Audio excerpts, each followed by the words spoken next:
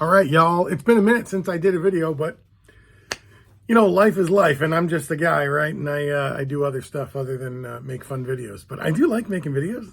It is a lot of fun.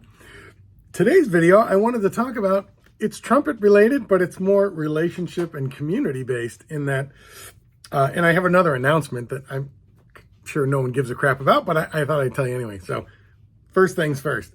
You know, this little channel, this little, video stuff I've been doing, like I said, it yields no financial return, but it's fun to do.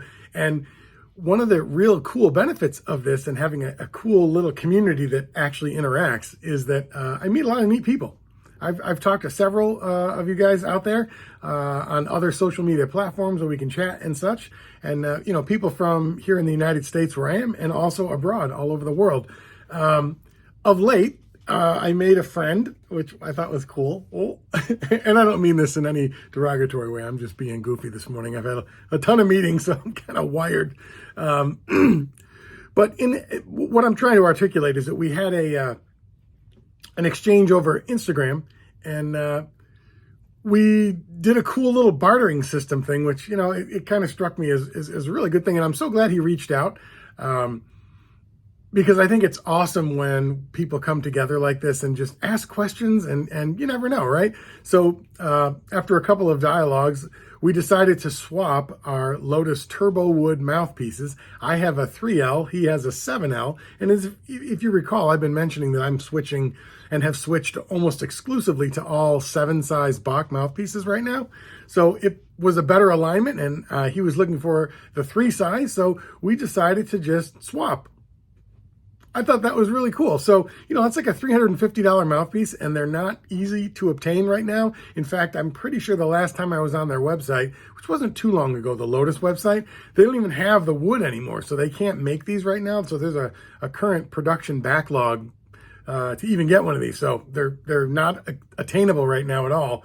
But I thought it was really cool that, I met someone online, we chatted a bit, and, this little channel, well, there's always so much focus, I guess, perhaps from the younger generations, maybe everybody, but I always feel like it's younger people than me, like under 50 doing this stuff and trying to make a living at it. I have a real job doing something in a traditional way, like I said, engineering. So I'm not looking to these things to make any money or anything like that. And, I'm fortunate and blessed enough that I can afford to pretty much get, aside from Monet stuff, I can buy pretty much anything that I want, which will make sense in a minute here. But yeah, so but I think it's really cool to just do these fun little videos, and people have been so responsive, and I really thank everyone so much for that, because that's really what I wanted to get out of this, was a little community of people that were going through the things that I'm going through. And whether you put videos together or not, I do a lot of production work for the other kinds of music that I do, so I'm not real shy, and I have a real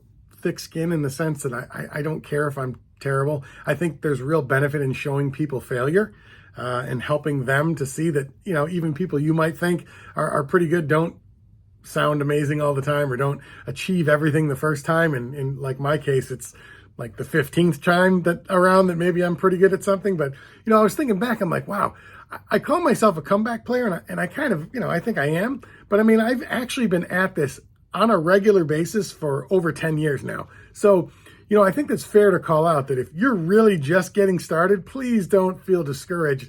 I've been working back up to this for 10 years, like around 10 years now. I had a bit of a break in between there, but I mean, I'm pretty sure that I picked up a flugelhorn, after my high school and college days, somewhere in my early 40s. And played for a little, a couple of years there, then kind of put it back down again, and then really picked it back up again about 7 or 8 years ago. So, I mean, I've really been building my chops for a while, and my dexterity and, and my technique and trying a whole bunch of horns. So, please don't think that this was like, hey, this dude picked up a horn after 30 years not playing, and 2 weeks later, this is where he's at. No, it's been a number of years already for me. So I think that's a fair call out, because, I talk like, oh, I just started, but yeah. And again, when I was a kid, what I did find was that when I did come back for the first time as a player, it was almost as if, other than my embouchure, I had to rebuild my lips, obviously. I remembered every single scale that I knew. So I really didn't lose any skill other than my embouchure being, it's like if you don't lift weights for a while, you got to build back up to it, but your muscle memory is still there. Same with this, the muscle memory in my fingers and positions of my lips. I didn't have to learn how to play is what I'm saying. I could just pick it up and play all 12 major scales and do staccato, legato, play up to about a high C. I've gotten way better and my tone is much more centered and thick and resonant.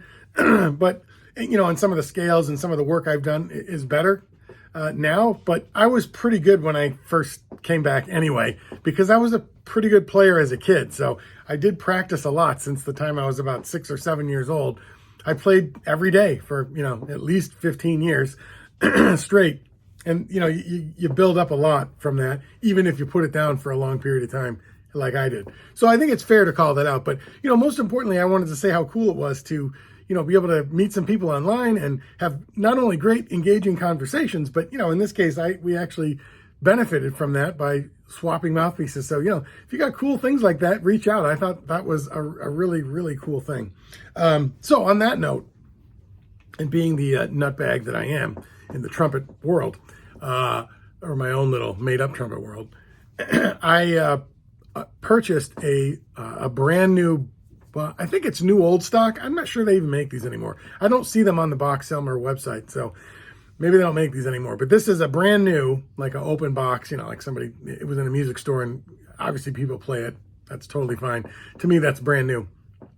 A Bach B-flat Artisan trumpet, Stradivarius. So, well, I said that all right. A Bach Stradivarius Artisan, or is it a Bach Artisan Stradivarius? Yeah, it's a Bach Artisan Stradivarius trumpet. So, as you may have recalled, I'm really, really digging. This is a Bach Artisan Series 7C mouthpiece. And that's pretty much all I play. That and this New York 7 that I picked up from like the 60s.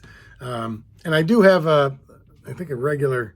Yeah, I've got a Mount Vernon as well, 7C. So I've got two cool kind of old vintage pieces that I really like, and that kind of inspired me to go back to see what was available. And the Artisan series from Bach is described as reminiscent and mirroring or reproductions of the New York era, the Mount Vernon era of horn building.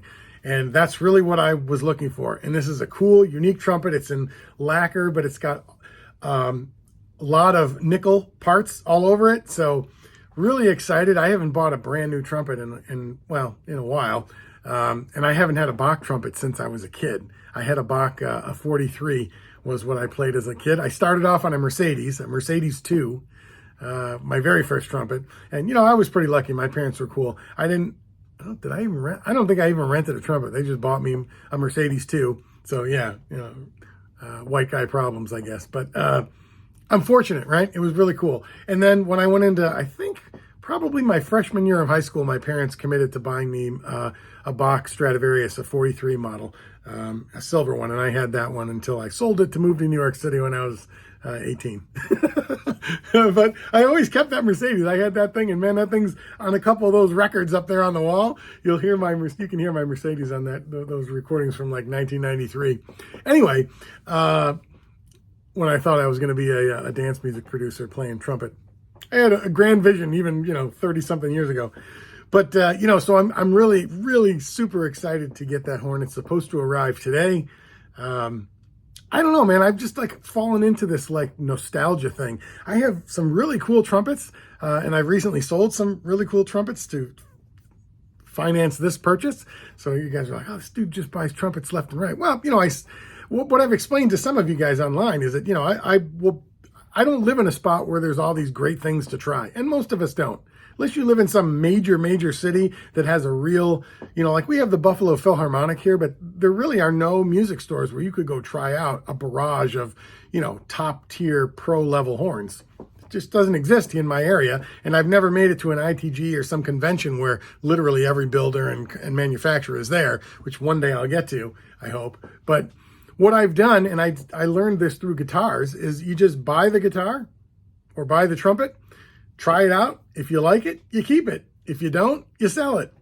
And it's kind of like you pay a premium, I guess, for the fact that, yeah, of course, you're not going to buy a trumpet brand new and then turn around and sell it for what you just paid, you're going to take a loss. But you got to look at it as like, well, you rented it for 6 months to a year or whatever, and you get rid of it. And what I was just explaining to the gentleman I'm swapping mouthpieces with is that a lot of this high-end stuff, and I'm talking like Fender Strat, American Series Strats and Gibson American Series instruments, and all of these pro-level horns like Zenos and Stradivariuses and all the like the Schilkes.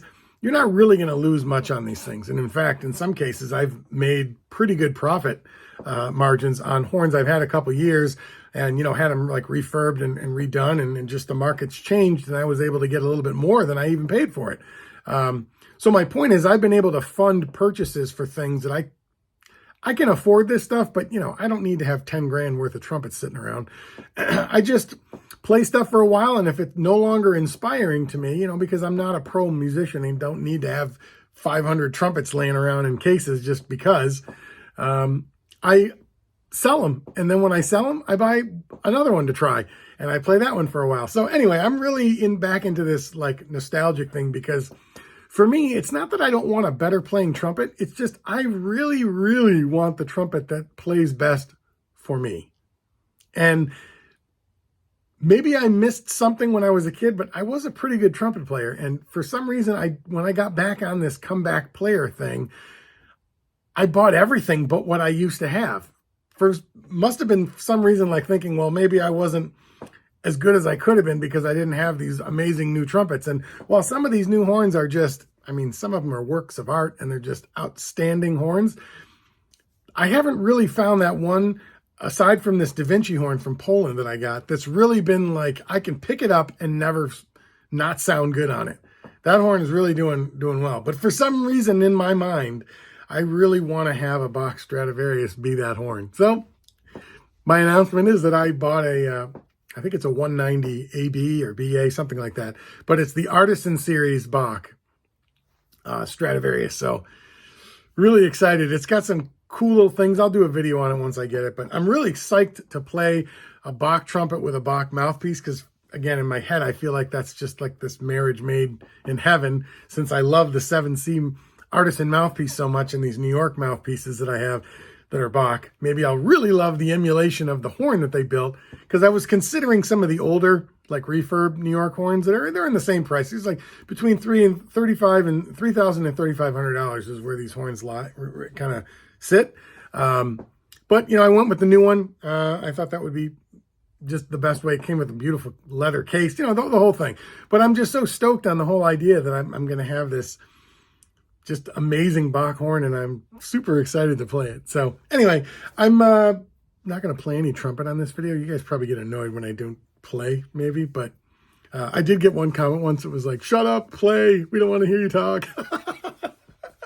So sorry to that guy if you're still watching any of these videos. I'm not playing on this one either, but that said, I don't know. You guys ever check out any of the music that I actually put out there?